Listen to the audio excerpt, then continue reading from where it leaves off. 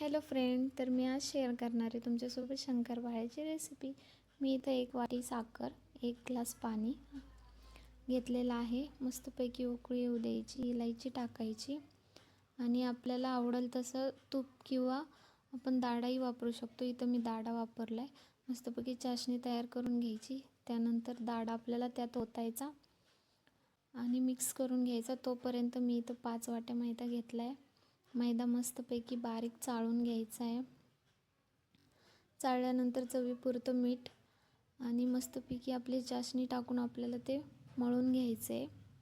त्यानंतर मी इथे एक पार्लेजी वापरला आहे चवीसाठी, म्हणजे क्रिस्पी होण्यासाठी। तुम्ही नक्की वापरून पहा, रिझल्ट चांगले येतील।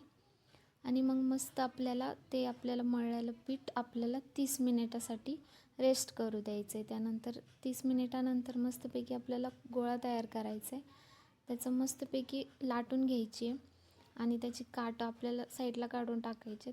बारीक बारीक कापण्या करून घ्यायच्या आहेत आणि त्यानंतर आपल्याला कापण्या झाल्यानंतर मस्तपैकी आपल्याला गरम तेलात, नॉर्मल गरम, जास्तही गरम नाही, मंद आचेवर आपल्याला तळून घ्यायचे आहेत। तुम्ही बघू शकता शंकरपाळे एकदम लुसलुशीत बनलेले आहेत। आणि त्यानंतर आपल्याला हलकासा ब्राऊन कलर येऊन द्यायचा आहे, जास्तही नाही।